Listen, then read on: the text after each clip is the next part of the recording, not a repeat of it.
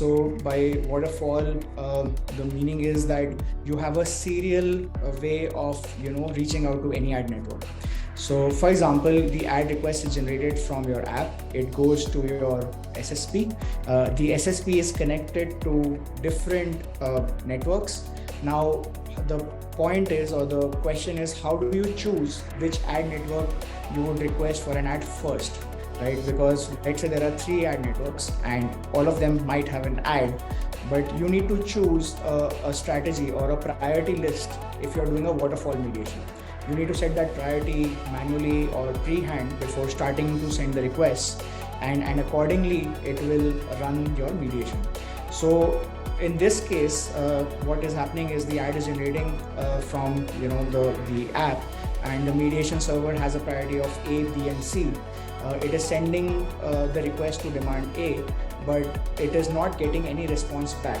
So the demand A or the ad network A does not have a relevant ad for this user, for this request, or the price that they want to pay is not enough that the publisher is looking for.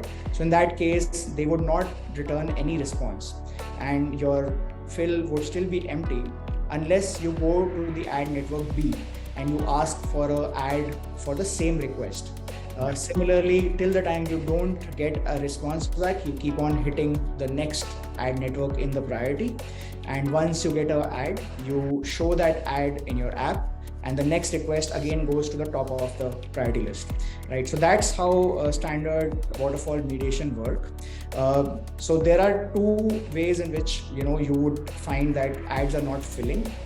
One can be that the specific demand partner or the ad network does not have any ad in that geo or for that user. The other can be that you have put up a floor price on your bid saying that I need an ad which is at least $6 in this case, and the demand partner A only has an ad which is giving you $4. So in that case, what would happen is again that they would not be able to get back with a response, and you will be still left with an unfilled request. So these are the 2 limitations because of which a list of ad networks would help you. And again, what would happen is the more ad networks you put in this, the better fill rates you can get, but they also come with some constraints. Right. So what happens is, if you understand this waterfall method, every ad network that we are hitting would have some latency or some time period which passes before it gets the request. Right. Only if once the demand partner A chooses to refuse the fill, it goes to the demand partner B, and so on and so forth. So let's say you don't find an ad on the top 4 or 5 demand partners. The 6th network would only get the request after those many milliseconds or those many seconds, which would basically add a latency of ad coming back.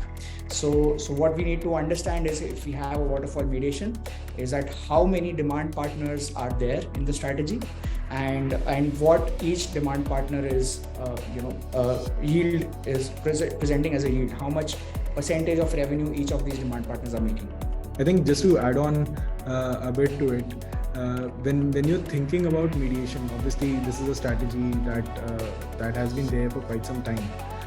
You should also think about that whenever you start off with mediation, you should put up a configuration and you should stick to it for some time, right? Because one of the common things that we see with developers is that if they've chosen any strategy, whether it's waterfall or in-app header bidding, right, they change the configuration way too often.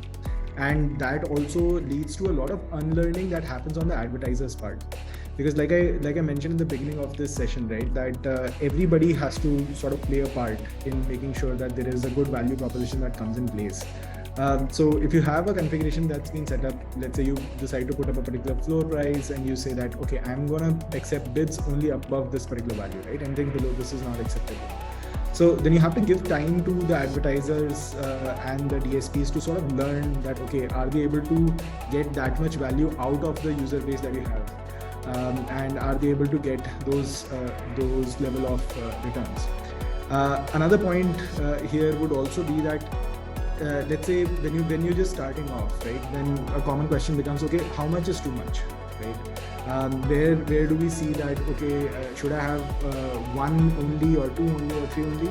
So the rule of thumb here says that if you don't know that how many demand sources you should add to a particular unit, the ideal number would not be more than 5, right? Unless and until you know exactly what you're doing, right? And even we see that the kind of fills that start happening in different, they'll be very different for different geos, right? So you need to be wary of what is the kind of fill that a particular demand source is actually giving to you. If you're running and exposing inventory to a particular demand source and it's still contributing less than 10% of their revenue, probably after a couple of weeks, it's a good idea to sort of revisit that and say that either figure out a way to prioritize them higher, because waterfall mediation generally it's historically priced, or you have to let them go out of your mediation stack. Right? Because the more demand partners that you have competing, it also takes off share from the other sources as well. So unless and until there is a 10% odd contribution onto your revenue pie, you should not be adding more demand partners in that case.